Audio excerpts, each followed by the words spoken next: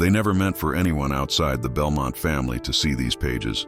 In the winter of 1891, one line disappears from a payroll, one name is struck from a duty roster, and a thin marginal note appears beside a staff number. Removed from service, no further mention. If you stay with me for the next seconds, I'll show you how a single vanished servant in a Gilded Age mansion left behind a trail so precise, so controlled, that the silence around him is louder than any scandal ever printed. The story begins not with a confession, but with an absence buried in the Belmont papers. In a leather-bound payroll ledger, every servant in Belmont Manor is accounted for. Footmen, maids, cooks, coachmen, lined up neatly in ink, until, midway through 1891, the numbering stutters.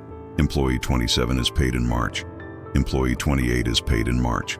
By April, the list jumps cleanly to 29. The amount, the column, the spacing, all intact. Only the human attached to that missing line has been withdrawn, as if peeled out of the book. In a separate duty roster, used to track who moved through the servant corridors at night, the same ghost appears. A brass key, assigned to a narrow service passage behind the family bedrooms, stops being logged. No disciplinary notes, no recorded illness, no transfer. Just an abrupt blank space where late shifts and quiet footsteps should have been. Within weeks, the handwriting that oversees the staff records changes. Same ink, same format, different hand. Someone else takes over the act of documenting the lives of those who served the Belmonts. At the exact moment one of them becomes officially no further mention. This is the kind of erasure that doesn't happen by accident in a house like Belmont.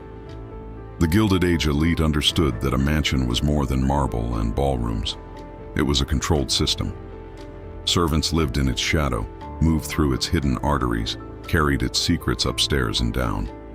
When one employee knew too much about private agreements, about money, about the rooms that stayed lit long after midnight, removing that person from the record required coordination. Ledgers adjusted, letters destroyed, internal memos quietly rewritten. A rumor in the local paper about unrest among domestic staff never names the house, but the dates align too neatly. An unsigned editorial hints at a trusted employee dismissed under unusual circumstances, only to be clipped and missing from the archive in every surviving bound volume. Except one. Have you ever heard a story like this hidden inside a Gilded Age mansion? Witnesses were silenced with severance and secrecy, transfer orders were drafted and never filed, and at least one private letter referencing the incident was deliberately burned, its existence preserved only by a later notation. Correspondence destroyed by request of the family. If this case reminds you of another sealed corridor, another forgotten servant or heir, tell me in the comments. This channel exists to reveal what the elite have tried to erase, so subscribe before you lose sight of it. Because what you're about to see is not just a missing line on a payroll, it's the outline of a life cut out of history. To understand who this employee was, what he saw, and why Belmont Manor could not afford to remember him, we have to go back inside the house in 1891, into its corridors, its ledgers, and its locked rooms, exactly where his story should have ended but didn't. To understand why one employee could not be allowed to exist on paper, you have to see the world Belmont Manor was built to protect. In 1891, the house was not just a private residence. It was a node in a glittering network that stretched from Wall Street boardrooms to Newport's cliffside cottages and the polished drawing rooms of Fifth Avenue. Thick cream envelopes left the Belmont writing desk almost every week, addressed in careful copperplate to other dynasties. Astors, Vanderbilts, Morgans, names that made the stock market tremble when they shifted their portfolios by a single percent. Inside those envelopes were invitations to charity balls, quiet reminders of promised investments, and the kind of personal notes that never appeared in any public archive but steered decisions worth more than entire neighborhoods. On the surface, the records from that year read like a triumphal hymn to the Gilded Age. Society columns describe Mrs. Belmont's gowns, imported from Paris in loving detail, the exact shade of silk, the way the diamonds caught gaslight, the names of those fortunate enough to be seated at her table. Newspapers refer to the family as a pillar of stability in uncertain times, as if the mansion itself were a lighthouse holding back financial storms. When a railway dispute threatens to unsettle markets, one editorial notes that the presence of the Belmont interest has reassured investors. None of these pieces mention the staff who lit the lamps, polished the silver, or waited outside. Closed doors, while those reassurances were being negotiated, their names do not sell papers. Their stories do not fit the image of Golden Age secrets carefully curated for public consumption. Inside the manor, the choreography of power was even more precise. Carriages arrived in sequence, each one announced by a footman whose gloved hand never trembled, no matter what rumors had circulated in the servants' hall that morning. In the great hall, under painted ceilings, voices dropped when certain guests crossed the threshold. A senator with a reputation for reform lowered his eyes for a fraction of a second when he passed the host, a small acknowledgement of a recent favor. A banker with flushed cheeks laughed too loudly at a joke, then glanced toward a side corridor, as if remembering a conversation that could never be repeated. Above them, on a mezzanine no guest ever entered, a servant paused with a tray just long enough to listen as the music swelled and a single phrase drifted up. Through the sound, "If this fails, we all go down together." This was the world that one employee moved through, silent, efficient, invisible to those he served. He carried decanters to the smoking room after midnight meetings, collected empty glasses from forbidden rooms where maps and contracts lay open, and stepped aside when telegrams arrived in the small hours, their thin paper crackling in the hands of men who would later pretend to sleep peacefully. He knew which doors stayed locked except on certain nights. He noticed when a key changed pockets. He recognized the thin tremor in a gloved hand as a document was folded and slipped into a breast pocket rather than placed in the household safe. The family never intended for a servant to read those details as a pattern, but a house like Belmont teaches you to see. Outside, the country was shifting. Railway strikes, murmurs of antitrust cases, and whispered questions about the true cost of fortunes built at impossible speed. Public ills.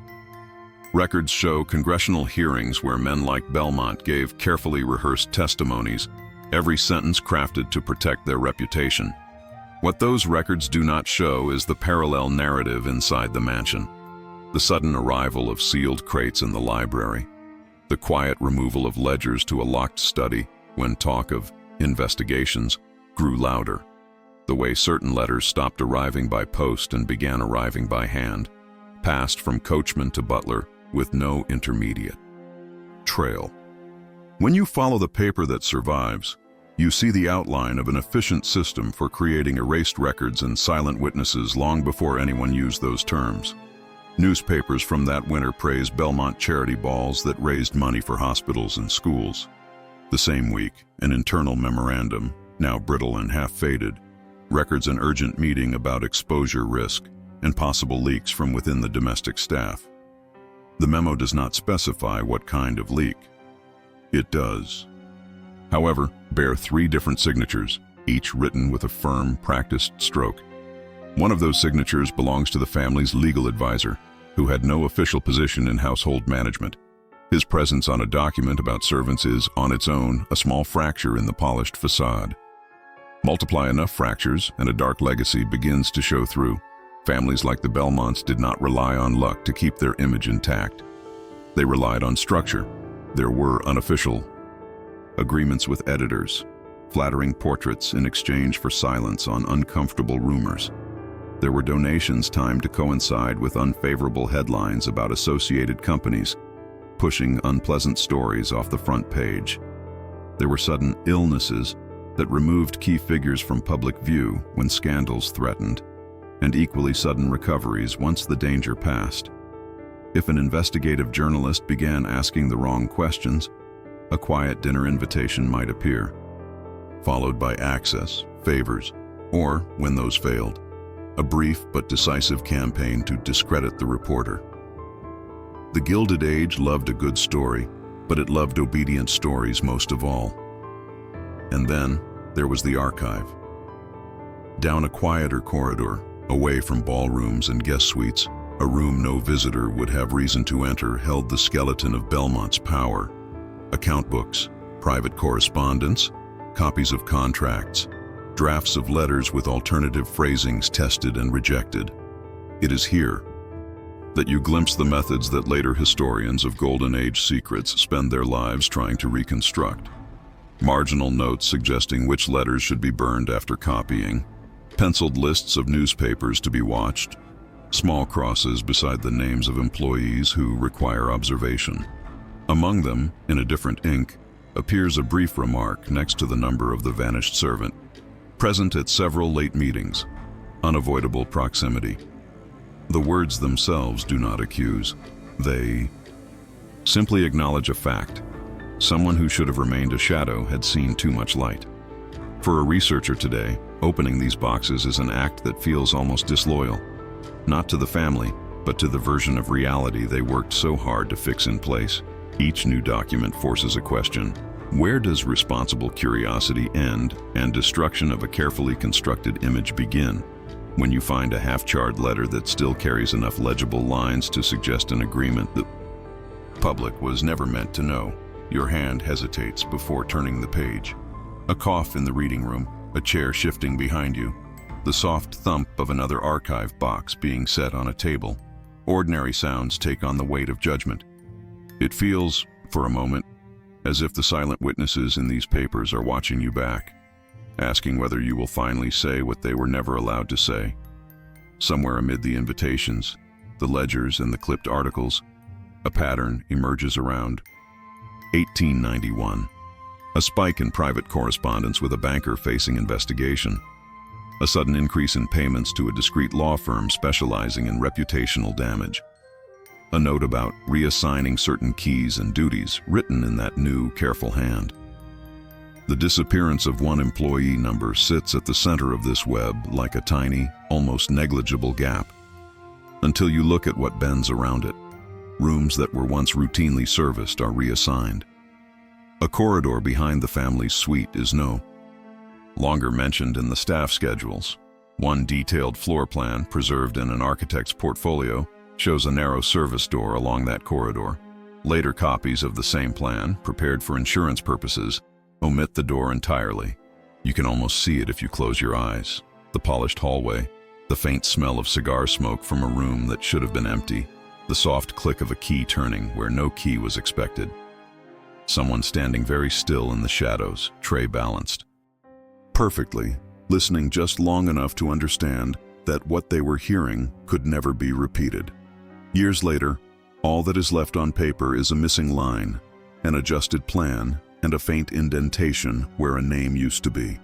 On one surviving staff list, that indentation has been overwritten with a single straight stroke of ink, as if the page itself had to pretend there was never a space there at all.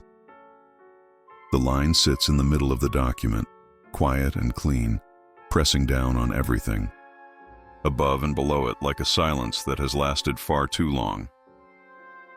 In the surviving records, he does not arrive with fanfare. His name appears first where most lives in a house like Belmont begin, on a short list of new hires copied into a narrow column, squeezed between orders for coal and fresh linen.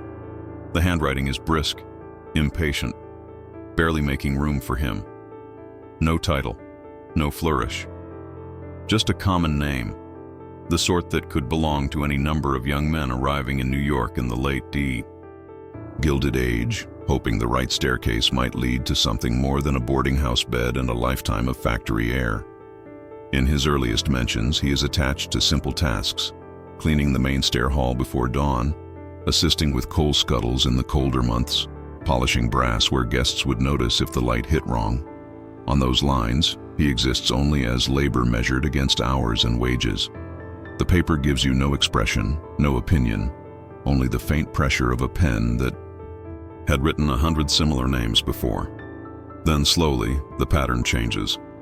A small internal note moves his name from general duties into the orbit of more specific assignments. Assist at small suppers, stand by for late arrivals, accompany guests to reserved rooms. On one dinner seating chart, preserved by accident between two more important letters, his name is penciled at the edge, placed near the doorway rather than the kitchen. That single repositioning, from the back corridors to the threshold of the drawing room, marks the beginning of his passage into the true heart of Belmont Manor. In the language of the house, proximity is privilege. The closer a servant stands to the family and their guests, the more that servant becomes part of the invisible mechanism that keeps Golden Age secrets intact. Household correspondence from the period describes the Belmont routine with the quiet pride of a machine that knows it runs smoothly. Breakfast for the family taken upstairs. Luncheon in the smaller dining room. Formal dinners on specified nights when the table must be laid with particular care. For those evenings, the staff list shows only a handful of trusted names assigned to the upper floor. The butler, a senior footman, and, increasingly, this younger servant whose name once lived only in the margins. His duties expand. Decanters in the smoking room, coffee trays to the library, late-night service, after conclusion of business. No one writes down what that business is, only that it requires fewer eyes and hands than a ball or charity event. In a world obsessed with inheritance and succession, where a misplaced phrase in the wrong ear could end in a lawsuit or a broken engagement, the choice of who carries the tray is never casual. You begin to see why houses like Belmont depended on this kind of employee. He is everywhere and nowhere at once. Visible enough to open doors and draw curtains, invisible enough that the conversations flow around him as if he were part of the furniture. In one surviving memo, an administrator praises him as not inclined to chatter. On another, the same hand notes that he moves well between hall and upper rooms, an oddly poetic way of saying he can cross the line between the staff's world and the family's without drawing attention. In the strict social geometry of the time, he stands at the crossroads of the house, precisely where forbidden rooms open and close in quick succession, studies where contracts are read aloud, guest rooms where late visitors arrive unannounced, side parlors where discussions about hidden heirs and inconvenient cousins are held in voices just low enough to be deniable. The traces of his presence in these spaces are delicate but persistent.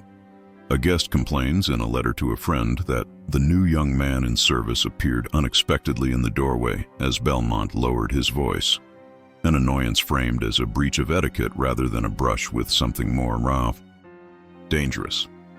An internal schedule notes that he is now permitted to escort certain visitors directly, a responsibility usually reserved for older staff. In a world where reputations are currency, the person who walks a man from the front door to a private corridor becomes a silent witness to who is allowed into which sanctum, at what hour, and under what pretext. The dark legacy of families like the Belmonts is not recorded only in contracts and headlines. It lives in those small, unremarkable crossings that someone like him made dozens of times a night. By the early 1890s, financial papers show Belmont investments entangled in disputes that would later appear in public records in softened form, allegations of price manipulation, questions over railway routes, whispers about buying influence in state legislatures. The official story, polished in newspapers and carefully curated interviews, presents the family as calm stewards of progress, men protecting the nation's growth from reckless speculation. Yet the household logs from the same months tell a different, narrower tale. Late suppers ordered after unplanned meetings, extra coal deliveries marked only as for library, and a pattern of lights burning in rooms whose fireplaces are rarely used. Our servant's name appears beside those nights more often than chance would explain. He is there when a senator arrives without his usual entourage. He is there when a lawyer known for fixing delicate matters comes through a side entrance, leaving no carriage record at the front. Later, archivists would file away these details as background noise, the ordinary hum of a great house. Only when you line them up beside the press clippings, the parliamentary minutes, the carefully scripted public statements, do they begin to look like the scaffolding of something else. A forgotten line in a staff list becomes a marker for when a particularly sensitive negotiation took place. A shift in his assigned corridor coincides with The sudden disappearance of a cousin from social pages, a young man quietly written out of the Belmont narrative and possibly folded into the long, uneasy history of hidden heirs. A faint pencil correction on a duty roster moves our servant from the main hall to a less visible landing, the sort of adjustment you make when you no longer want him passing certain open doors. For him, the knowledge accumulated not as a single revelation, but as a slow sediment settling in the cracks of his routine. A pause in a staircase when voices rise behind a half-closed door, the way a guest's hand tightens around a glass when the word audit is mentioned. The moment two men at the library table fall abruptly silent as he steps across the threshold, one of them fumbling a sheet of paper into a leather folder that does not belong to the house. He does not need to understand every term, preferred stock, proxy vote, sealed agreement, to recognize that these are conversations that do not match the serene, philanthropic image the Belmonts show the world. No one tells him outright that he is a problem. The house never speaks that plainly. Instead, doors that once opened easily begin to require an extra knock. Certain guests avert their eyes when he passes. The butler's instructions become sharper, time to keep him away from specific rooms at specific hours. From the distance of more than a century, it is tempting to imagine him as a willing conspirator or a moral crusader. The surviving documents suggest something more fragile and more human. A man trained to be invisible who becomes, by simple repetition, too present in too many dangerous moments. The price of protecting a legacy like Belmont's was never paid only in money or legal maneuvers. It was paid in erased records, in staff whose names vanish mid-page, in silent witnesses whose stories are reduced to a stroke of ink. When the time came to close the circle, the family did what many powerful houses of the Gilded Age did. They did not accuse him publicly. They did not allow a scandal to bloom in the press. They rearranged schedules, altered ledgers, shifted loyalties within the staff, and ensured that, when the next season's invitations went out, no one outside their walls would know that a man who had once walked every corridor now existed officially, no further mentioned. In one bundle of papers, the same bundle that first revealed his progression from cleaner to trusted attendant, a single page breaks the pattern. The Justo staff list has been recopied in neater ink, as if prepared for an inspection or a visiting auditor.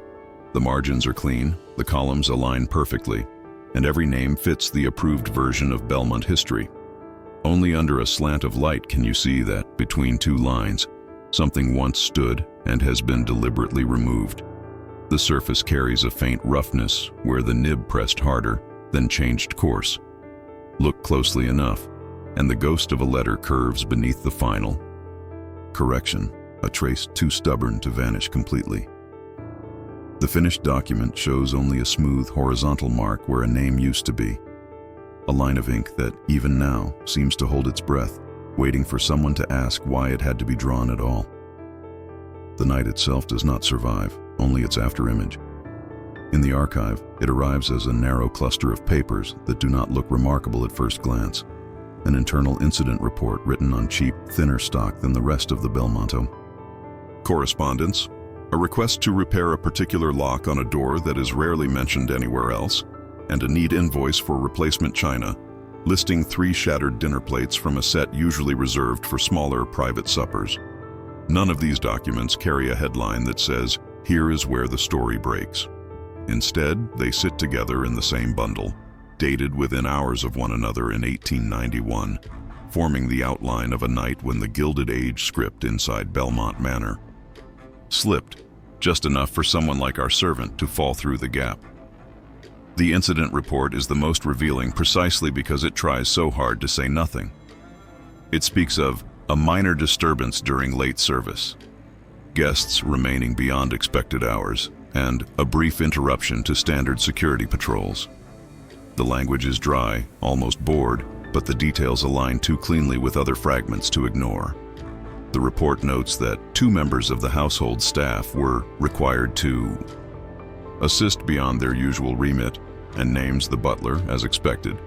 The second space, where another name should appear, has been filled, scraped, and overwritten. Under a certain angle of light, The original ink shows faintly through, the same common name that has followed us from coal scuttles to forbidden rooms.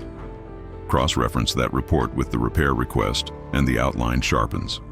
The lock in question was not on a front door, nor on the main safe in the library. It belonged to an inner office adjoining the master's study, a room used for private matters that household schedules treat with unusual vagueness. For most of the year, the door is simply marked closed, as if the space behind it did not need description. On the morning after the incident, however, the steward writes that the lock failed under strain and must be replaced with discretion. The phrase is strange. Locks fail all the time, yet almost none of the other repair notes in the Belmont papers mention discretion. You can almost picture the scene that precedes this entry. A key turned harder than usual, a door resisting for a heartbeat too long, the sound of metal grinding, perhaps raised voices in a corridor where the walls are used to whispers. Somewhere nearby, a servant with a tray stops mid-step, glances toward the sound, and waits just long enough to know that whatever passes beyond that threshold does not belong to people like him. The replacement china invoice adds another layer to this dark legacy. It lists the pattern by name, a design chosen years earlier for its understated elegance rather than showy gilt, an appropriate choice for intimate, unpublicized dinners where decisions about hidden heirs, delicate inheritances, or questionable investments might be smoothed over between courses. On that night, 3 plates from this set are broken during service. No reason is given, but the quantity is telling. 3 places at a small table, not the sweeping chaos of a ball. The date matches the incident report and the lock repair request. What you begin to see, when you stack these Golden Age secrets together, is the contour of a gathering that was not meant for the society pages. A select group staying later than usual, a private office door used outside its regular hours, and a servant standing just close enough to the crossroads of the house to see something he was never meant to witness. Other clues emerge from corners of the archive that were never meant to intersect. A security rota from that week shows a subtle adjustment. 1 guard reassigned from the rear gardens to the upper landing, for 1 night only, with no explanation. The usual patrol pattern is broken, leaving a quiet gap along a service corridor that leads toward the master's study and its adjoining office. In the margin, a faint note in a different hand reads, "Ensure access kept clear." It is the kind of phrase that could mean nothing, a simple logistical reminder, or everything, if you place it beside the knowledge that this was the same corridor our servant had been routinely assigned to just weeks before. On the night in question, his name appears next to that corridor for the last time. Afterward, the rota continues without him, as if the house itself had swallowed the space where his presence used to be. Witness testimonies, of course, were never taken. The Gilded Age elite did not invite outside scrutiny into their forbidden rooms. What we have instead are echoes. The letter from a visiting banker mentions being detained longer than anticipated at Belmont, remarking that our host appeared more strained than ever, though he insisted the matter was routine. The handwriting tightens across the line where routine is written, the pen biting a little deeper into the paper. Another letter, this one from a junior partner eager to impress, notes with evident pride that the necessary assurances were obtained at last, though there was a moment when it seemed the arrangement might collapse. Neither man mentions the house staff. They do not need to. For men like these, servants are part of the architecture, not part of the story. And yet, if you overlay their words with the internal report and the rota, a picture forms. Negotiations tipping dangerously close to exposure.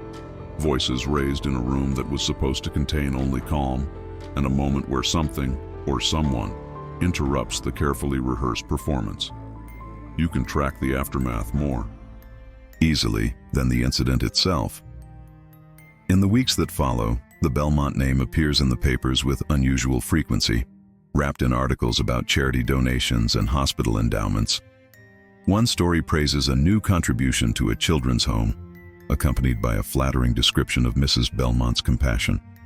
Another describes Mr. Belmont's measured guidance during a minor financial panic, quoting him on the importance of stability and trust, a line that reads differently when you have seen the internal memo about exposure risk dated 3 days earlier. This is how families like the Belmonts manipulated the press without ever writing the headlines themselves. They understood that when a dark legacy threatened to surface, the cure was not silence, but a louder, brighter narrative layered over the crack. Meanwhile, inside the house, quieter adjustments take place. Schedules are recopied. Access to certain corridors tightens. A particular side door, once used occasionally by late arriving guests, is marked unused in the next inventory. As for the servant at the center of this, the archive offers only glimpses. His name appears clearly on one surviving night service list, paired with the date of the incident. The ink there is firm, the line unremarkable.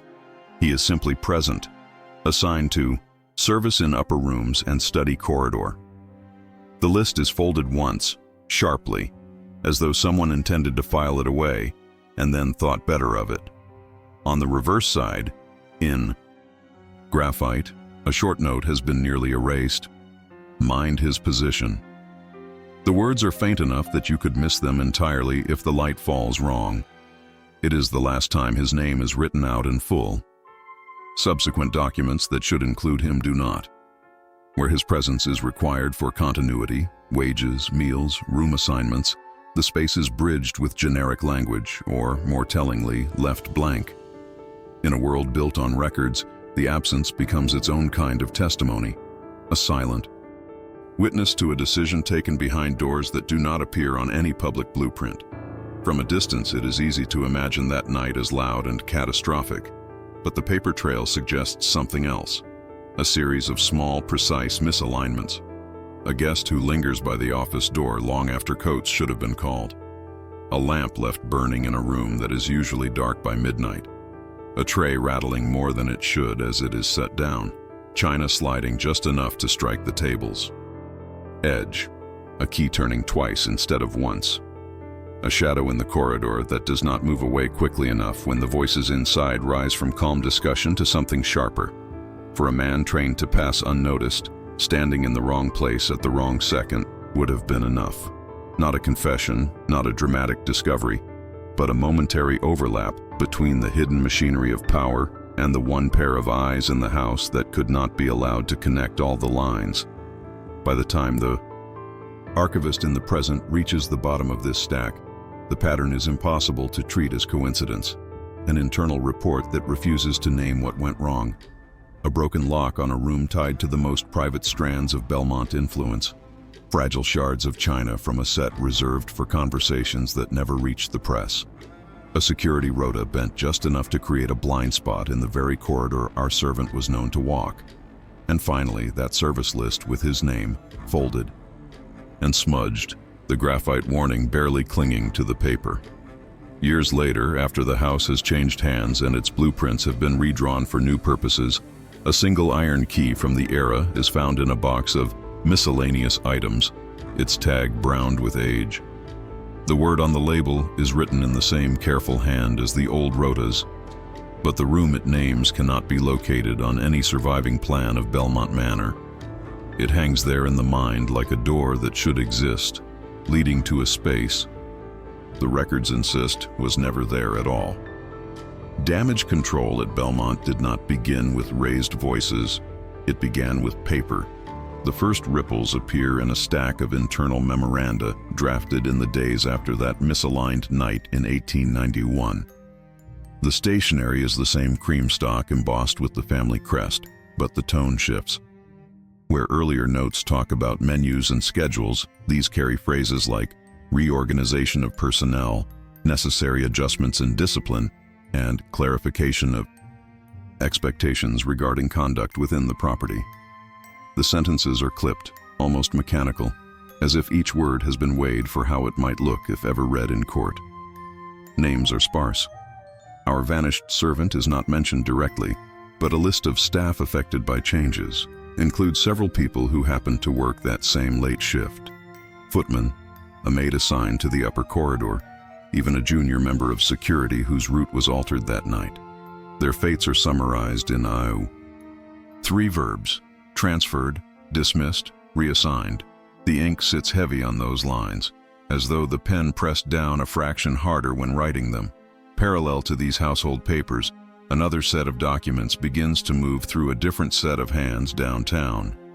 In a law office just off Wall Street, where heavy drapes filter the city's noise into a muffled hum, a firm long associated with the Belmont name logs a series of consultations under neutral headings: property matters, contractual revisions, confidential pledges. The language of modern non-disclosure agreements did not exist yet, but the impulse behind them did. Drafts preserved in the firm's archive refer to promises of silence, assurances of discretion, and standardized responses to inquiries regarding events within private residences. The phrasing is careful, almost elegant. No specific incident is described. Instead, the templates are built to fit any number of small disasters inside the golden age secrets of the elite. All that is required is a name, a date, and a signature written by a hand that understands it is being asked to choose between survival and confrontation. Back at Belmont, the financial books swell with new entries tucked between routine expenses: wages, coal, provisions, stable costs, and then, slid into the same columns under vaguer terms, extra allowances, special disbursements, one-time settlement.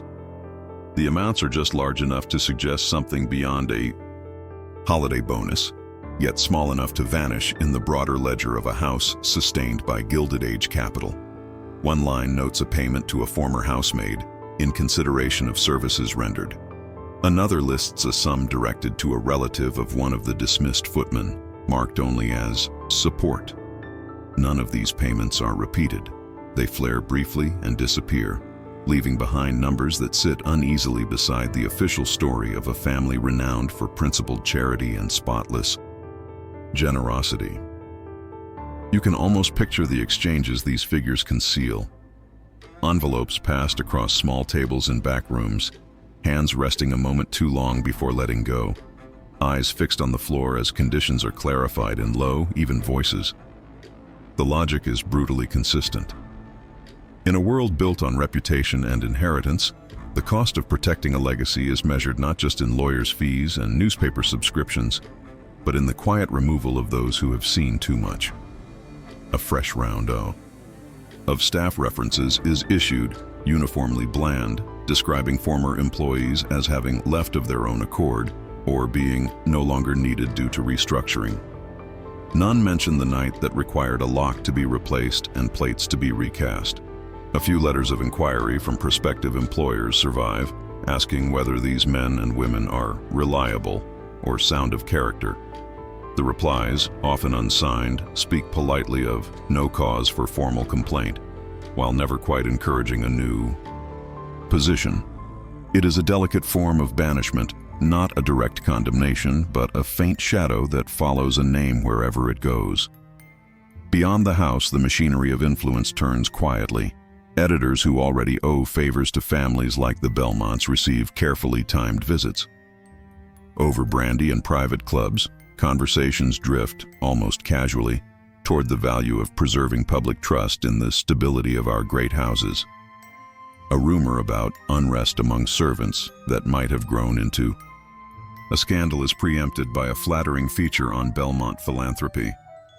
One newspaper prints a glowing account of a donation to a church in a neighborhood where several dismissed staff are known to live, as if generosity itself could overwrite whatever those former employees might be tempted to say.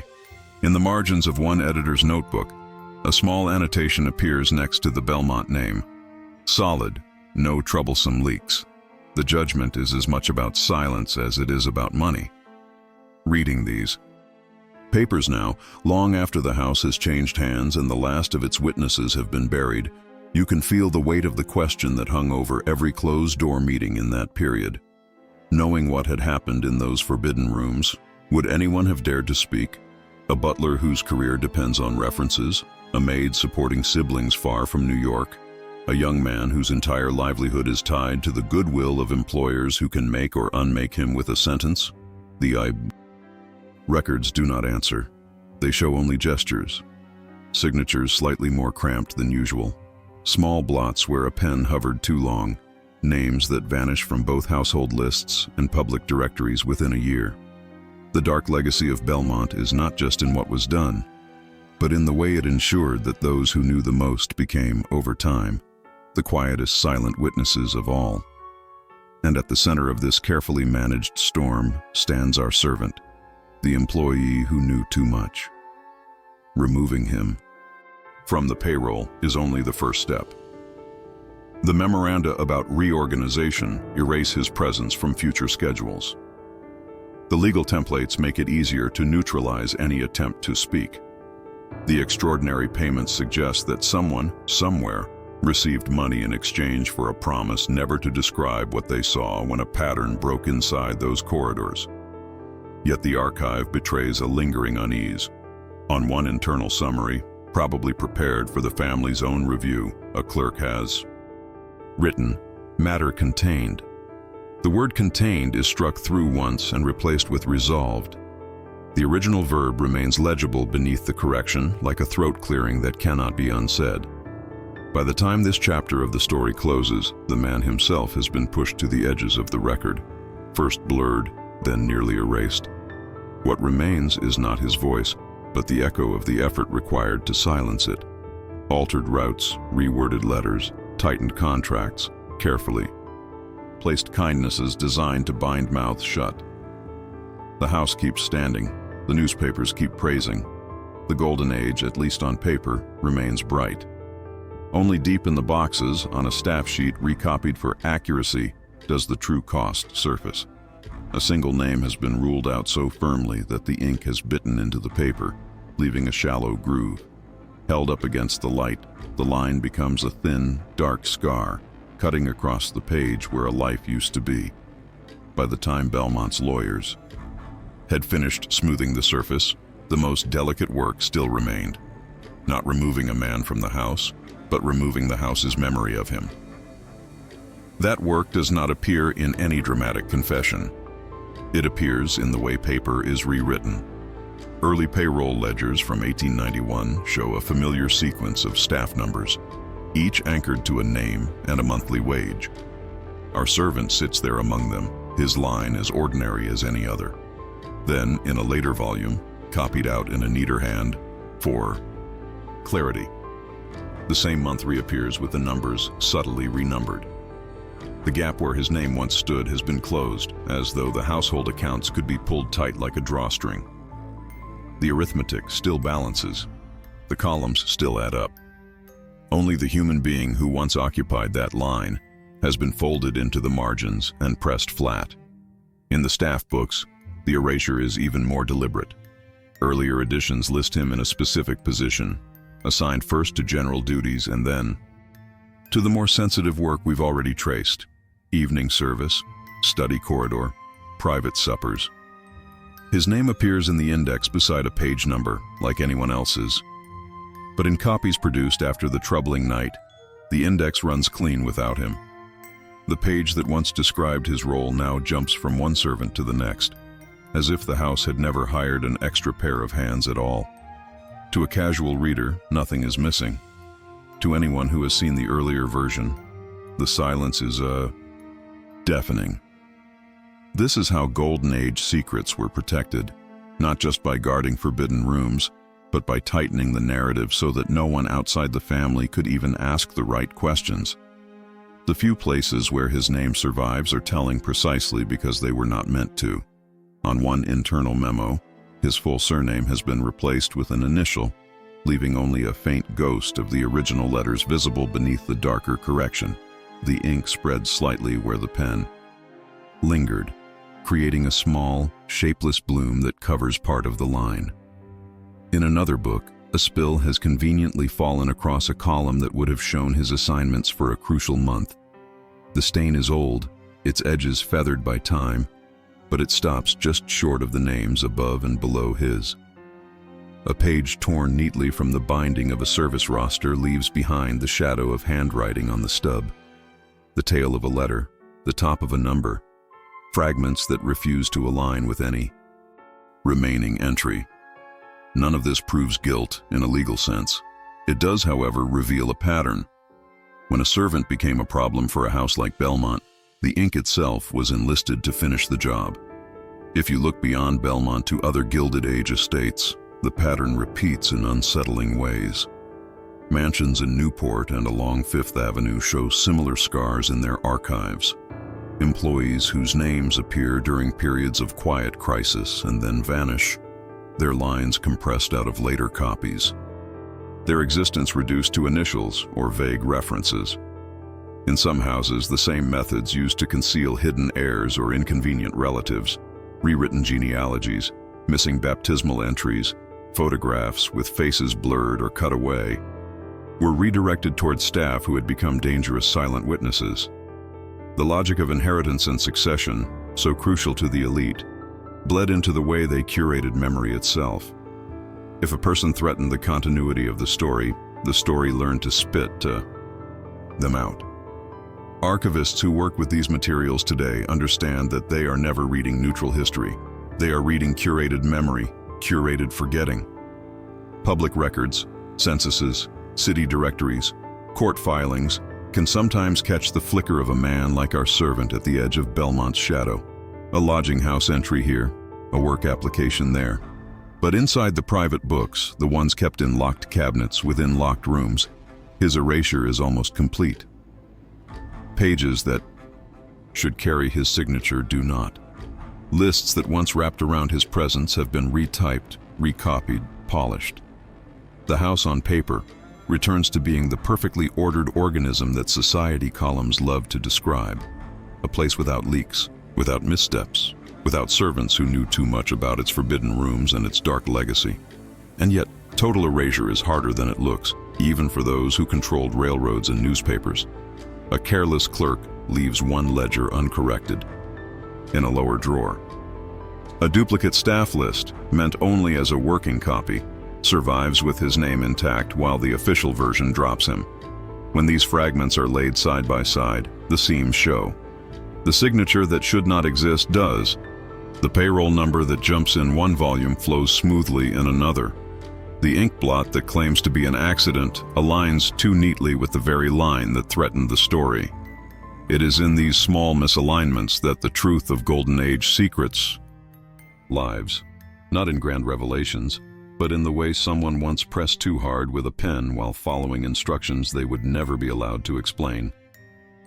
For Belmont, controlling the memory of the house was as important as controlling its balance sheets.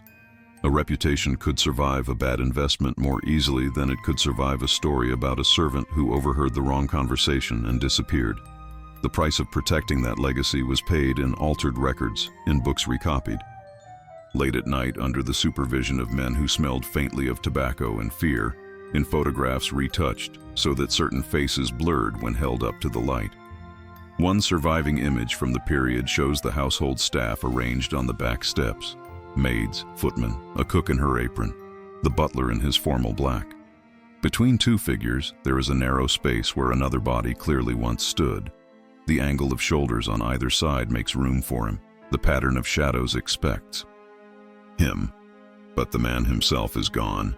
The emulsion has been worked with some abrasive or solvent, leaving an oval of softened light where his face and uniform used to be. At the bottom edge of that same photograph, just before the cardboard mount begins, a hand still appears resting on the stone railing. Gloved, steady, belonging unmistakably to someone no longer visible. The official staff book for that year lists every person in the picture except the one whose hand remains. On paper, he never served at Belmont. In the image, his fingers still curl around the banister of a house that insists he was never there at all. If you want to understand what happened to the Belmont servant, you eventually have to stop reading words and start reading walls.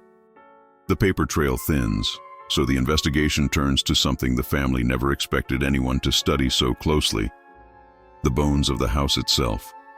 In the architect's original plans, drawn in precise ink lines in the late 1870s, Belmont Manor looks like every other great home of the Gilded Age. Grand front staircase, sweeping reception rooms, a clear axis between the formal hall and the family's private suites. But layered beneath that elegant geometry is a second, paler network of lines, narrow service corridors, back stairs, and doorways with no decorative flourish at all, designed for people who were meant to move like shadows. Our servant lived inside that pale network, crossing and recrossing spaces the guests never knew existed. In one set of drawings, marked internal circulation, a particular service route stands out.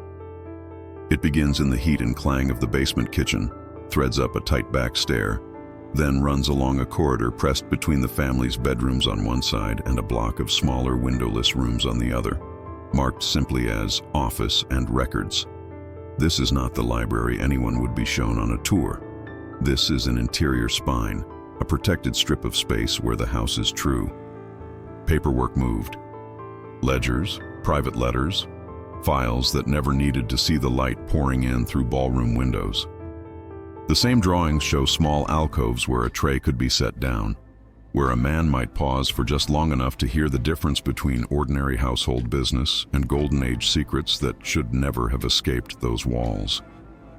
Years later, we find another set of plans, revisions prepared in the early 1890s, after the night when everything in Belmont tightened by a fraction of an inch.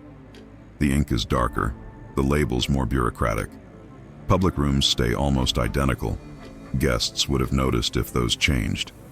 But along that service axis, a few lines shift.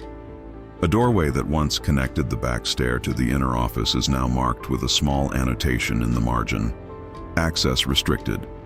The corridor itself is thinned, its width corrected as if the draftsman wanted to pretend it had always been narrower.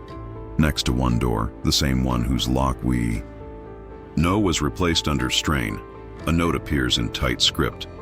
New mechanism, key to remain with butler only. On paper, it looks like an ordinary maintenance adjustment. Placed beside the disappearance of a man who used that corridor every night, it becomes something else entirely. Maintenance orders from the same weeks fill in more of the shape. Carpenters are called not to repair a grand staircase or to refresh paneling in the drawing room, but to seal unused passage and plaster over a disused frame on the upper staff floor. A bill for paint specifies a color matched to existing walls so that no join be visible. The language is almost apologetic.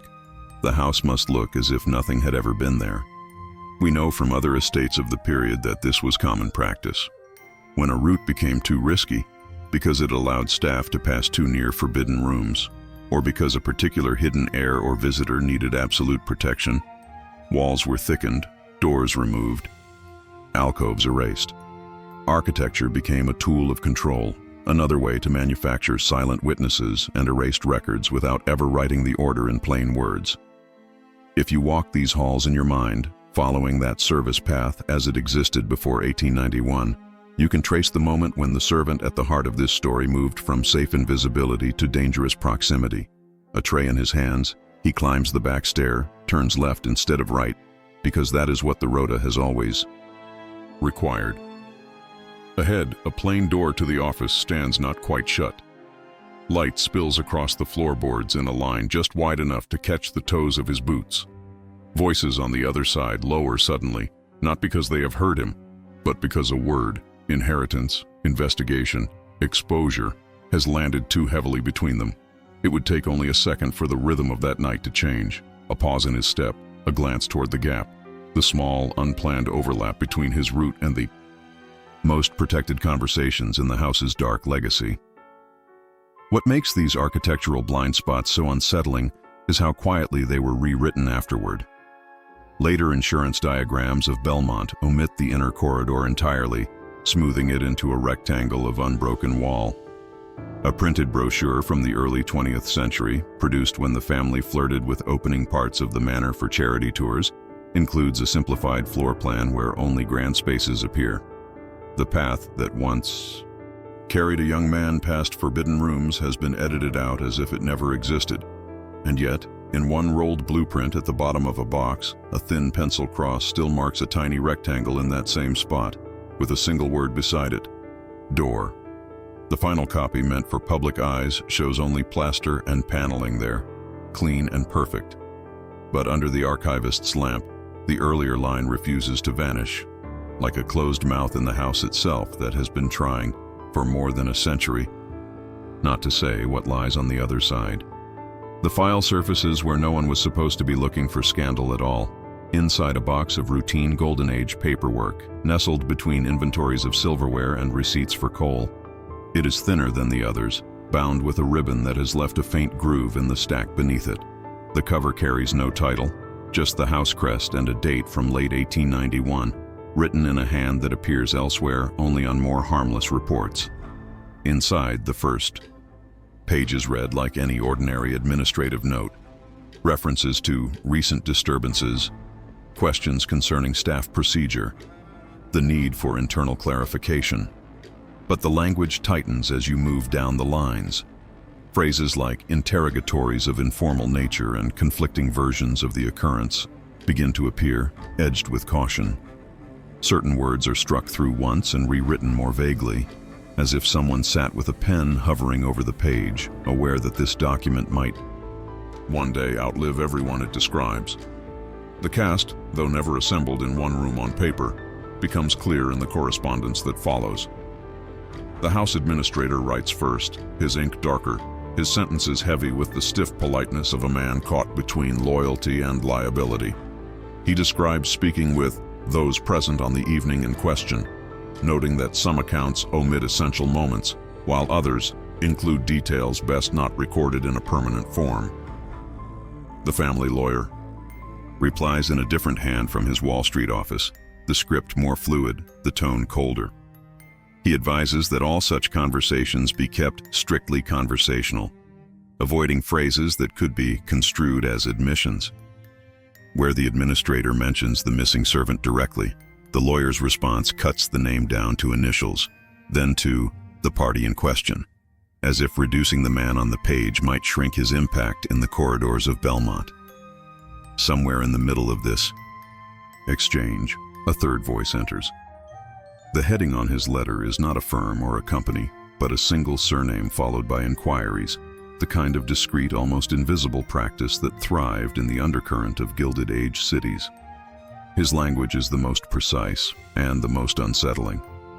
He confirms that he has spoken with staff separately, that no unified narrative has emerged, and that the risk lies not in what can be proved, but in what might be repeated beyond the house. He recommends swift resolution and suggests that the matter be closed before outside authorities provide their own version. At the bottom of the page, a line is deeply scored out, leaving only the tips of letters visible. Under strong light, you can just make out the curve of a word that might be disappearance or removal, cut off at the very moment it threatened to become too explicit. As you turn the pages, the choreography of damage control plays out in delayed, inked gestures. Marginal. Notes appear in the administrator's hand. Spoke again with night guard. Story altered. Kitchen maid insists she saw nothing. Butler unwilling to commit to any detail beyond what has been agreed.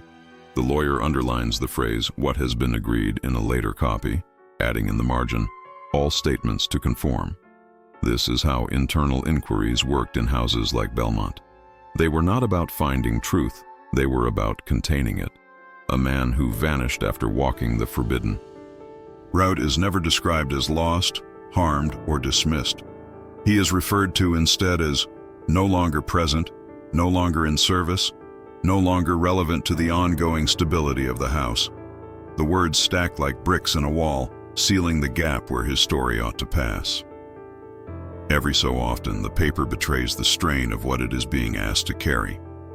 A sentence that begins with, "if the former employee were to speak," trails off and is replaced with, "in the unlikely event of malicious rumor."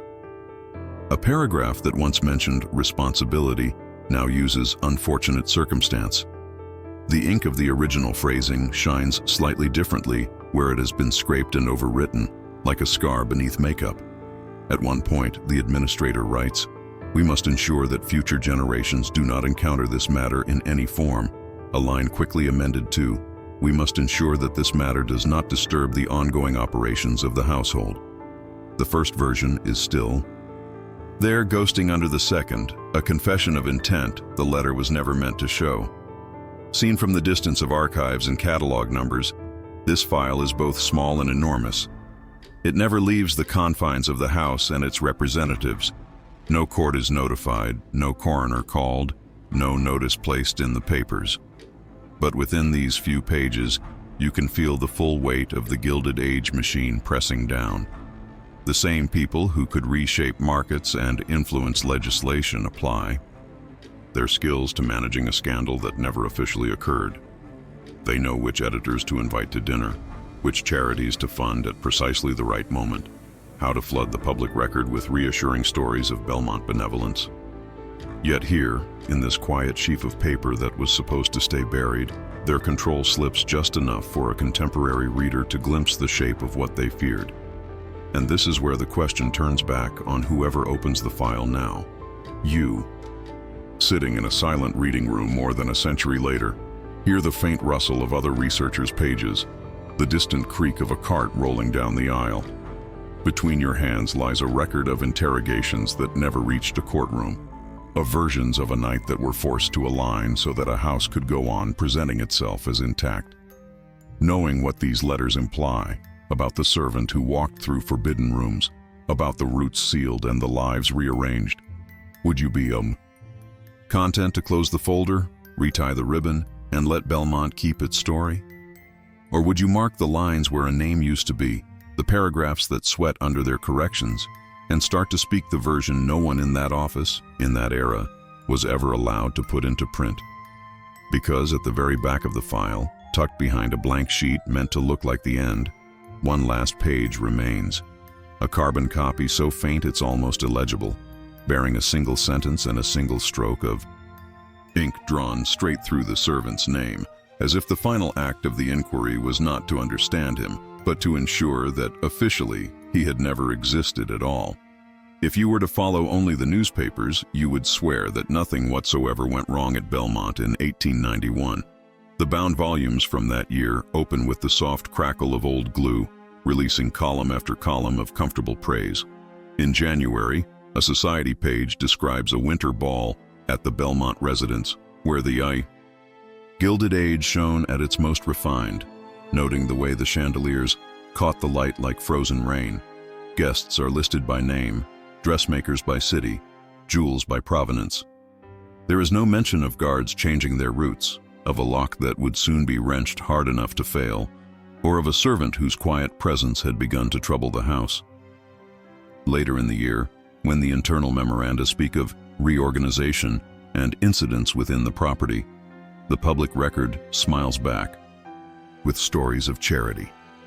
One front-page article in a respectable New York daily praises the Belmont family for a generous donation to a hospital for children, quoting Mr. Belmont on the obligation of those blessed by fortune to steady the lives of the less fortunate. The same week, a more modest local paper runs a piece about a new reading room endowed in a working-class neighborhood, attributing its existence to the enlightened philanthropy of our city's leading families. The photographs that survive from these pieces, staged, stiff, carefully lit, show Mr. Belmont standing beside a stack of books, his hand resting lightly on the polished edge of a table.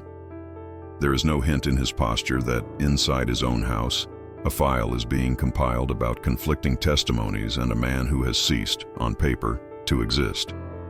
Society columns keep the narrative even tighter. They mention Mrs. Belmont's gowns, listing the exact shade of silk and the Parisian houses responsible for the embroidery. They note the orchestras engaged for evenings on the terrace, the menu at a supper following an opera performance, the sight of a senator, an industrialist, and a foreign dignitary conversing under the same painted ceiling. When Belmont Manor is described at all, it is as a beacon of stability in changing times, a phrase that appears, with slight variations, in several papers over the course of that year.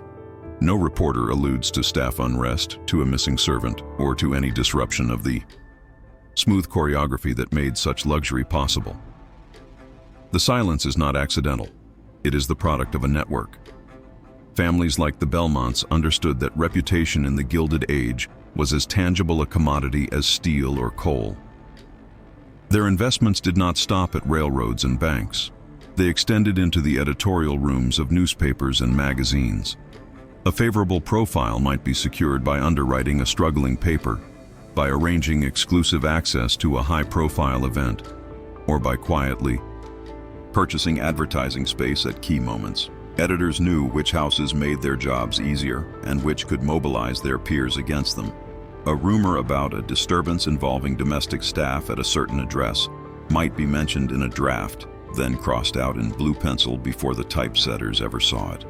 In its place, a short notice about a Belmont donation would be slotted in, accompanied by a flattering woodcut of the house's façade. The public record would show a pillar of virtue where, behind the stone, a dark legacy was being carefully managed. When you lay the internal documents beside these clippings, the contrast is almost disorienting.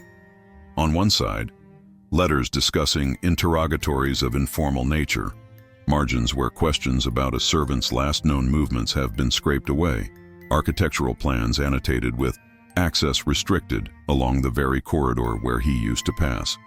On the other, printed paragraphs describing the same period as one of exceptional grace and hospitality, accompanied by illustrations of Belmont's ballroom filled with flowers and light. In the house archive, a memorandum recommends closing the matter quickly to protect the household. In the city archives, a bold headline proclaims, "Belmont leads new effort for civic improvement." Both sets of documents describe the same months. They simply inhabit different versions of reality. The machinery behind this split reality is not mysterious. It is methodical. When the internal inquiry at Belmont decides that no further mention of the servant should appear in any formal context, the same phrase quietly echoes outward. No further mention in employment references. No further mention in conversations with club acquaintances who might otherwise ask intrusive questions. No further mention, above all, in print. A family lawyer lunches with an editor, and the topic glides toward the importance of not emboldening malicious gossip with ink. A generous subscription is renewed. A struggling columnist is offered access to a story about hidden heirs in a different, more distant family. A safer scandal to sate the appetite for intrigue. The unspoken agreement is simple. The forbidden rooms at Belmont remain offstage. From the vantage point of a modern reader, flipping through these brittle pages in a quiet room, it is hard not to think about the weight of the secrets held in place by such arrangements. How many crises were absorbed entirely by the walls of mansions, leaving no trace but adjusted ledgers and small, unexplained gaps in the lives of those who worked there? How many servants walked the same kind of architectural blind spots, becoming silent witnesses to agreements that reshaped fortunes and futures, only to find themselves pushed out into streets where their stories would be dismissed as bitterness or fantasy? The Gilded Age loved to be photographed in profile, in its best light. It left its darker angles to be guessed at, from what was missing. And yet, for this case to reach us, containment had to fail somewhere, not in the newspapers, but in the quieter spaces where paper was stored, sold, or simply forgotten. Perhaps a clerk tasked with destroying outdated files bundled this internal correspondence with more ordinary household accounts, assuming no one would care about old staff lists. Perhaps decades later, when Belmont's heirs thinned their archives before donating them to a historical society, a box marked "Miscellaneous" was sent off without review. Whatever the path, the result is that, more than a century after the incident, you can sit in front of a microfilm reader or a digitized scan and see, side by side, the public serenity and the private tremor. On one reel, the Belmont family stands on the steps of a civic building, hats held just so, eyes fixed on the camera as if nothing in their world is out of place. On another, only reachable if you request the right call number and wait for the right box, a different image emerges, a staff list with a line drawn hard through a name, the nib having bitten into the paper deep enough to leave an impression on the next sheet. The newspaper photograph insists that this was a house without cracks. The scored line whispers that something and someone was removed from view, with enough force to leave a mark that even the most careful editor could never entirely erase. For decades, Everything that mattered about the Belmont servant lived where? No one outside the family could reach it. In locked drawers, bank vaults, and the back shelves of a law office that prided itself on never misplacing a client's secrets. The internal inquiry, the incident report, the adjusted staff lists, none of these were filed under anything as dramatic as scandal or dark legacy. They were folded into packets labeled with dates and neutral phrases: household correspondence, administrative notes, contracts, my SC. As long as the family lawyer kept his practice, as long as the Belmont name carried weight on Wall Street, those packets moved only between familiar hands. They were part of the invisible infrastructure that kept the Gilded Age running. Not just rail lines and trust agreements, but carefully curated memory. Then time did what scandal and rumor never managed to do. The first shift came not from conscience, but from consolidation. At the turn of the 20th century, the law office that had once served a handful of powerful families merged with a larger firm. Its leather-bound ledgers and thin, ribbon-tied files were boxed up in a hurry, marked only with client numbers and rough date ranges, then wheeled down a corridor to a basement storage room that smelled of dust and steam pipes. A clerk with ink on his cuffs and a streetcar to catch scribbled Belmont Property on the side of one crate, Belmont Personnel and Other on another, then slid both onto shelves, already sagging under the weight of forgotten Golden Age secrets. No one in that moment was thinking about forbidden rooms or hidden heirs. They were thinking about floor space. Years later, the bank that had quietly handled Belmont investments faced its own reckoning. A run of bad decisions, a wave of regulations, a whisper of impropriety. Whatever the exact combination, the result was the same: liquidation, inventories, and hard choices about what to keep. Before the doors closed for the last time, a team moved through the strong rooms, itemizing everything that could not be immediately converted to cash. Alongside bonds, deeds, and mortgage notes, they found boxes of inactive materials deposited for safekeeping by long-dead clients. Some were reclaimed by heirs. Others, abandoned by lines that had thinned or disappeared, ended up on a list sent to a nearby university. Archival material of potential historical interest, origins various. A faculty committee, always hungry for new sources on the Gilded Age, accepted the offer. The boxes were transferred, the chain of custody reduced to a few lines and a meeting minute that almost no one ever reread. This is how the Belmont papers began to slip from private control into public custody, without anyone meaning to loosen the grip. A sealed packet from the law firm went to one set of shelves under a call number beginning with LF. A crate from the bank arrived with another code entirely. A thinner stack, donated years earlier by a distant relative seeking a tax deduction, rested quietly. In a different building under the heading Belmont Family Papers, Social and Domestic. For a long time, they did what paper often does in archives. They waited. Generations turned. The last members of the household who remembered the vanished servant by sight, not by rumor, died. The forbidden roots inside the manor were reconfigured or torn down.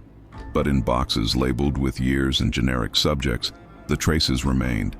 Silent witnesses shelved in institutional gray instead of polished mahogany. The first person to sense that something didn't quite fit was not a biographer or a scandal hunter, but an archivist doing the most ordinary kind of work. Sorting through donations from defunct law firms, she noticed a cluster of internal memoranda that referenced an incident within the Belmont property, without ever spelling out what had occurred.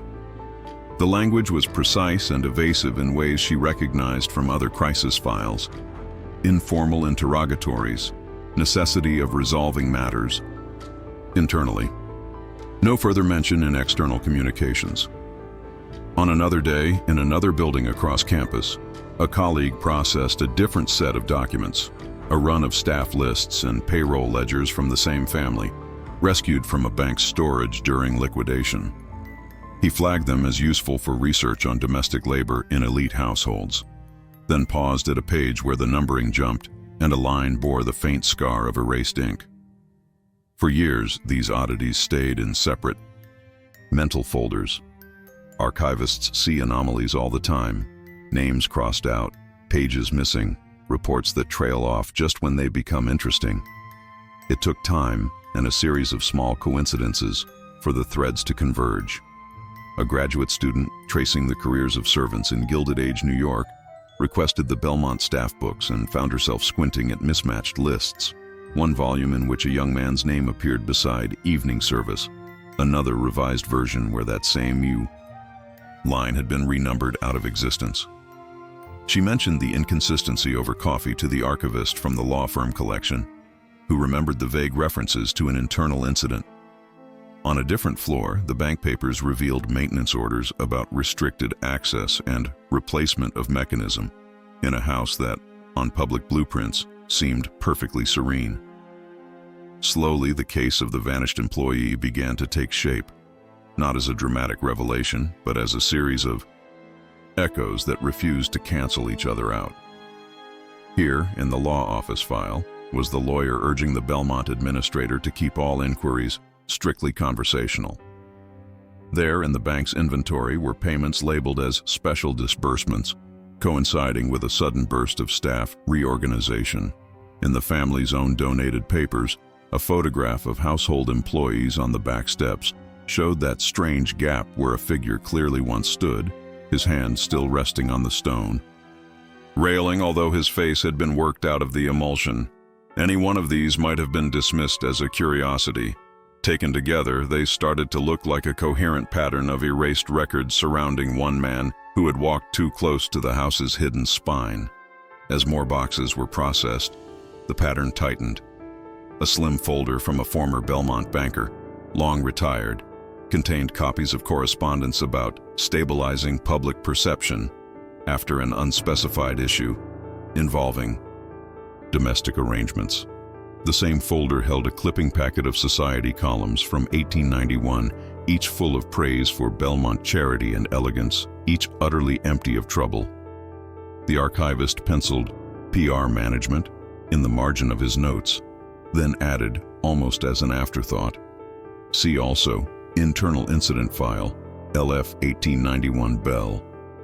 Another researcher, mapping the physical evolution of mansions, matched architectural drawings from a university donation against city records and noticed a door in an early plan of Belmont that had disappeared by the time later copies were filed with municipal authorities. The annotation beside it, access restricted, aligned almost perfectly with the dates of the internal memoranda and the last appearance of the servant's name. At some point, the story crossed an invisible line. It stopped being a collection of odd marks and missing names and became what investigators call a case. Notes from different collections began to reference one another. Possible. Link to vanished staff member? Check payroll anomalies versus incident report. The servant who had been reduced in his own time to initials and then to nothing at all started to re-emerge as a point of focus in reading room whispers and draft articles. He was no longer just a smudge on a ledger or a gap in a photograph. He was a thread that, once pulled, risked unraveling the carefully woven image of Belmont as a house immune to cracks. Still, even in this more connected state, the evidence remained fragile. It depended on sheets that had not been misfiled, on pages that had not been lost in floods or thrown away during renovations, on the fact that someone, somewhere, had been careless or merciful enough not to destroy every copy. The dark legacy of the Gilded Age is that for every story like this that can be reassembled from locked drawers and public archives, there are countless others that never left the firelight of the houses that buried them. What we hold in our hands now is less a full account than a negative image, the shape of a life defined by the pressure exerted to squeeze it off the page. And when you trace this pressure across boxes and buildings, law firm to bank, bank to university, university to the digital catalog on your screen, it leads finally to a single, stubborn object. In one of the last cartons to be opened, an archivist unwraps a thin packet of household papers tied with string. Inside lies a staff list copied in a clear, careful hand. Every name crisply legible until you reach the middle, where a single line has been ruled out with such force that the paper buckles. The ink has cut through into the sheet beneath, scoring its surface with a phantom stroke. The official inventory describes the document blandly as Belmont Personnel, 1891. Only the page itself, under the harsh light of the reading room, shows what that description refuses to say. That someone once stood there in the story, and that it took all the weight of a house, a family, and an era to drag his name out of sight. By now, the Belmont case stops feeling like a single house with a single problem and starts to look like a magnifying glass laid over the entire Gilded Age. When you trace the path of that one servant, from anonymous hire in a coal-smudged ledger to invisible presence in forbidden rooms, to a line carefully excised from the record, you are not just following the story of a man. You are watching an entire system reveal its wiring. Belmont did not govern its world only with capital and connections. It governed it by deciding what was allowed to exist in writing, what was allowed to circulate as rumor, and what would be pressed flat under the weight of respectable silence. In that sense, the missing employee is less an anomaly than a diagram, a human outline showing how quickly a life could move from useful witness to potential threat, and from there to a status that, on paper, falls somewhere between reassigned and erased. Across the Gilded Age, mansions like Belmont ran on the same contradiction. Their owners preached merit, charity, and civilization in print, while relying on layers of people whose names rarely survived beyond paybooks, maids who knew which hidden heirs came and went by side doors, coachmen who delivered letters to addresses never mentioned in family histories, secretaries who typed drafts of agreements that could never be acknowledged in court. Servants were essential to producing the image of stability, lighting chandeliers, arranging flowers, guiding guests through golden corridors, yet structurally disposable the moment they crossed an invisible line. A useful servant disappeared into the wallpaper. A dangerous one disappeared into the dark legacy of no further mention. The Belmont papers simply let us watch this transition in slow motion, frame by frame. What makes this case so unsettling is not that something went wrong in one house. It is how smoothly the mechanisms of control snapped into place to correct it. The internal inquiry never names guilt, only versions conflicting. The lawyer does not speak of right or wrong, only of limiting exposure and controlling narrative. The architectural revisions do not confess to sealing off a path of knowledge. They speak of restricted access and adjustments to improve efficiency. On the public side, the editors do not admit to killing a story. They simply choose to print 10 lines about a Belmont donation instead of one about staff turmoil. Each actor touches the case lightly in their own register, but together they demonstrate a principle that defines Golden Age secrets. Power is not only in owning the railroad, it is in deciding which journeys are never recorded on the timetable. In that light, the servant at Belmont is not alone. His outline rhymes with other figures we meet only at the edges of surviving files. A governess moved abroad after discovering a birth certificate that did not match the family. Legend. A clerk in a trust company whose name appears once beside irregularities and then falls away. A coachman whose sudden departure coincides suspiciously with a quiet settlement paid to a young woman in a different borough. In each case, the pattern repeats. Interrogate informally. Reorganize staff. Rewrite the paperwork until the remaining narrative can withstand scrutiny. The Gilded Age loved to tell stories about self-made men and benevolent dynasties, but inside the houses, a parallel craft flourished, the art of trimming lives to fit the official script. Looking back from our vantage point with scattered documents under bright archival lamps, it is tempting to imagine that uncovering such a dark legacy is a kind of victory over the past. Yet the Belmont case also exposes the limits of what even the best archives can restore. We can describe the shape of the cover-up in exquisite detail, the crossed-out names, the sealed corridors, the carefully timed philanthropy, but we can never reconstruct the full human texture of the man who walked those halls. We do not know what he thought as he carried trays past closed doors, or what passed between him and the colleague who watched him leave the servants' hall for the last time.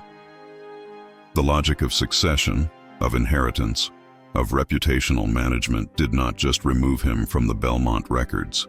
It ensured that his own version of events was the one account that would never be filed anywhere. What we have instead are the fingerprints of everyone who worked to contain him. And that, perhaps, is the clearest lesson the Belmont case offers about the Golden Age. The elite did not need to win every argument in the open. They needed to make sure certain arguments never started. They rewarded journalists who told flattering stories and starved those who insisted on poking around in forbidden rooms. They endowed universities and libraries that preserved the documents they were proud of, while trusting private fires and discreet shredding to deal with what didn't fit. They treated staff as both instruments and risks, promoting those who understood the value of being a silent witness and quietly eliminating those who saw too much and did not fold themselves neatly back into the wallpaper. In that world, the difference between being remembered and being reduced to a faint indentation on a page could be as thin as the line between trusted and inconvenient. So when we speak of Golden Age secrets today, we are not only describing dramatic scandals in smoking rooms, we are talking about a broader habit of mind, the conviction that stories could be edited as cleanly as ledgers, that reputations could be maintained by pruning the record, that people who complicated the narrative could be turned into background noise with a few strokes of a pen. The Belmont servant's disappearance from the books is not an exception to this habit. It is its purest expression. His life brushes against hidden heirs, against financial negotiations that demanded absolute discretion, against forbidden routes through a house designed to hide its own power. Once he knew too much, his options narrowed to a single point, and the system moved to make that point vanish. Yet even the most carefully maintained silence leaves its own kind of trace. The corrections in the staff lists are too forceful. The architectural plans whisper about doors that never existed. The internal memoranda sweat under their scraped and rewritten knee lines. The Belmont case shows us that the Gilded Age could bury a man's name, but it could not entirely erase the pressure it exerted to do so. That pressure is what we read now, in grooves left on paper, in mismatched versions of the same month, in a photograph where everyone stands in perfect formation, except for one inexplicable gap. And as you hold all of that in your mind, the official stories of grace and charity, the hidden machinery of containment, the worker who slipped from one side of that divide to the other, you arrive at an image that refuses to let the story rest. A formal family portrait from the height of Belmont's glory, the frame heavy with carved oak and gold leaf, every face clear and composed under the photographer's careful light, except one, where the features have been softly abraded away, leaving only the outline of a body in the group and a blank, smooth oval where a person's face should be, staring back at you with the quiet, unbearable weight of everything. The age chose not to say. In the dim light of the reading room, the portrait with its softened oval face returns to the folder, and the folder returns to its box. Cardboard closes where carved oak once did. For a moment, the story of the Belmont servant exists only in the narrow space between the lid and the table, between the rustle of paper and the soft click as the archivist slides the box back into its place. Officially, nothing essential has changed. The mansion still stands, its facade steady against the street, its rooms repurposed as a cultural institution or kept, discreetly, as a private residence. Guides speak of architects and benefactors, of marble fireplaces and imported tapestries. Few, if any, speak of the line of ink that bit through a name in 1891. The file closes, but the question does not. It hangs in the air like dust caught in a shaft of late afternoon light, suspended between shelves and floorboards, between the house as it presents itself and the house as its own records betray it. The purpose of this investigation was never to deliver a neat verdict on what became of one man. The documents refuse that kind of satisfaction. Instead, They show us the machinery that allowed someone to be indispensable to the rhythm of a Gilded Age mansion and yet utterly disposable in its official memory. They show how easily a person could be reduced to a shadow in their own workplace, and how thoroughly a family could learn to live with that absence. Beyond the eye, golden halls. Cases like Belmont are not curiosities, they are keyholes. Through them, we glimpse how elites governed more than money. They governed what could be told, recorded, remembered. Every crossed-out entry, every sealed door on a plan, every photograph with one face blurred into anonymity belongs to that same dark grammar. If this story resonated with you, let us know. It tells the algorithm these forgotten halls are worth exploring again, that there is value in returning to corridors, where the official tour never lingers. Leave your thoughts below. Every perspective helps illuminate what history tried to bury. Every reading of the evidence throws a slightly different angle of light into rooms that have sat too long in curated dusk. Because the Belmont file is, in the end, only one box among thousands. There are other mansions whose staff lists do not quite add up. Other banks whose ledgers carry peculiar special disbursements. Other portraits where a single figure seems to have been softened into fog.